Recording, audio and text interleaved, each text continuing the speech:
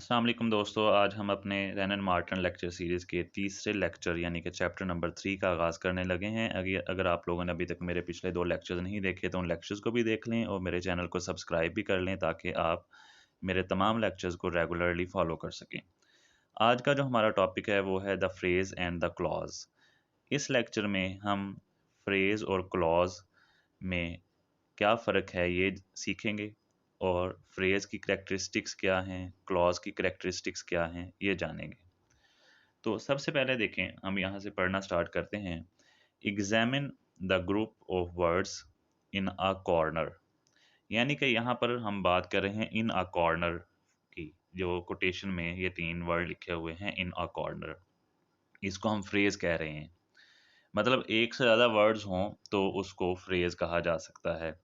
It makes sense but not complete sense. अब इन a corner जो है, इससे कुछ सेंस तो बन रही है लेकिन कंप्लीट सेंस नहीं बन रही। तो इसकी सेंस को कंप्लीट करने के लिए हमें ये जो फ्रेज़ है, ये जो टुकड़ा है, इसको हमें किसी सेंटेंस में पुट करना पड़ेगा, तो फिर इसकी सेंस कंप्लीट होगी। Such group of words which make sense but not complete sense is called a phrase. मतलब अल्फाज का ऐसा मजमुआ जो कि कुछ सेंस क्रिएट कर रहा हो लेकिन मुकम्मल सेंस क्रिएट ना कर रहा हो, ऐसे ग्रुप ऑफ वर्ड्स को हम फ्रेज कहते हैं। अब हमारे पास कुछ एग्जांपल्स हैं, इनको हम देखते हैं। इन एग्जांपल्स में जो पोर्शन इटैलिक किया हुआ है वो उतना हिस्सा फ्रेज है। फॉर एग्जांपल पहला सेंटेंस है the sun rises in the east. तो इन द ईस्ट ये फ्रेज है। अब ये कुछ सेंस दे रही थी, मुकम्मल सेंस नहीं दे रही थी, लेकिन जब हमने इसको सेंटेंस में पुट किया तो the sun rises in the east, फिर ये सेंस कंप्लीट हो गया। तो इसका मतलब ये है कि कोई भी जो फ्रेज है उसके सेंस को मुकम्मल करने के लिए उसे किसी ना किसी सेंटेंस में यूज़ करना पड़ेगा। हमटी Dumpty sat on a wall. अब इसमें ऑन अ वॉल जो है ये भी एक फ्रेज है। नेक्स्ट सेंटेंस है there came a giant to my door, या इसमें टू माई डोर फ्रेज है। It was a sunset of great beauty, इसमें ऑफ ग्रेट ब्यूटी जो है ये फ्रेज है। Next sentence the tops of mountains were covered with snow. अब of the mountains ये फ्रेज है। Show me how to do it, इसमें how to do it जो है ये फ्रेज है। अब किसी भी फ्रेज को कंप्लीट करने के लिए, उसके सेंस को कंप्लीट करने के लिए आप उसे किसी सेंटेंस में पुट करते हैं ताकि उसका मीनिंग जो है वो कंप्लीट हो जाए। अब ये जो फ्रेज है ये मुख्तलिफ फंक्शन सेंटेंस में परफॉर्म कर रही होती हैं। ये एडवर्ब फ्रेज भी हो सकती हैं, ये नाउन फ्रेज भी हो सकती हैं, ये एडजेक्टिव फ्रेज भी हो सकती हैं। ठीक है, तो प्रेपोजिशनल फ्रेज भी हो सकती हैं। तो ये एक से ज़्यादा फंक्शंस परफॉर्म कर सकते हैं जो फ्रेजेस होते हैं। जैसे कि फॉर एग्जांपल पहला जो सेंटेंस है the sun rises in the east, इसमें जो फ्रेज इन द ईस्ट है ये एडवर्ब फ्रेज है, ये एडवर्ब का फंक्शन परफॉर्म कर रही है। सेकंड में जो ऑन अ वॉल है ये भी एडवर्ब फ्रेज है, ये भी एडवर्ब का फंक्शन परफॉर्म कर रही है। ठीक है, तो इस तरह जो फ्रेजेस हैं वो मुख्तलिफ फंक्शन जो हैं वो परफॉर्म कर रही होती हैं। अब नेक्स्ट हम बात करते हैं क्लॉज की।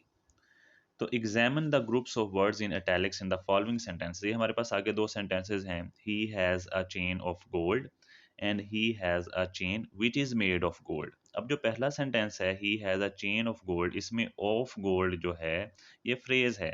नेक्स्ट सेंटेंस में he has a chain which is made of gold, ये क्लॉज है। Which is made of gold ये क्लॉज है। तो क्लॉज के लिए ज़रूरी है कि क्लॉज जो होता है वो ग्रुप ऑफ वर्ड्स, ऐसा ग्रुप ऑफ वर्ड्स हो जिसमें सब्जेक्ट भी हो, जिसमें प्रेडिकेट भी हो, तो फिर हम उसको क्लॉज कह सकते हैं। तो अगर हम दोनों में फ़र्क समझने की कोशिश करें फ्रेज और क्लॉज में, तो वो ऐसे है कि जो फ्रेज है वो भी ग्रुप ऑफ वर्ड्स है, क्लॉज भी ग्रुप ऑफ वर्ड्स है। फ्रेज कुछ मीनिंग दे रहा है लेकिन मुकम्मल मीनिंग नहीं दे रहा, जबकि क्लॉज जो है ये मुकम्मल मीनिंग दे रही होती है। और जब हम बात करते हैं उसके सिंटैक्टिक की, तो जो फ्रेज़ है उसमें सब्जेक्ट और वर्ब जो है वो नहीं होता, प्रेडिकेट नहीं होता, लेकिन जो क्लॉज़ है उसको कंप्लीट करने के लिए उसमें सब्जेक्ट और वर्ब का या प्रेडिकेट का होना ज़रूरी है। अब आगे हम इसको कंटिन्यू करते हैं। We recognise the first group of words as a phrase, The second group of words, unlike the phrase of gold, contains a subject which and a predicate is made of gold. इस वजह से हम which is made of gold को phrase clause कह रहे हैं, क्योंकि उसमें which subject है और is made of gold predicate है. अब क्लॉज की डेफिनेशन देख लें. Such a group of words which forms a part of sentence and contains a subject and predicate is called a clause. Clause और sentence में बड़ा थीन सा फ़र्क होता है. जो सेंटेंस है उसके अंदर एक ही क्लॉज होती है, लेकिन अगर एक से ज़्यादा क्लॉजेज हैं सेंटेंस के अंदर तो हम इस क्लॉज को फिर इस तरह डिफाइन करते हैं कि जो क्लॉज है वो सेंटेंस का वो पार्ट है जिसका अपना सब्जेक्ट और प्रेडिकेट है, उसको हम क्लॉज कह सकते हैं. फॉर एग्जांपल हमारे पास नीचे कुछ सेंटेंसेस हैं.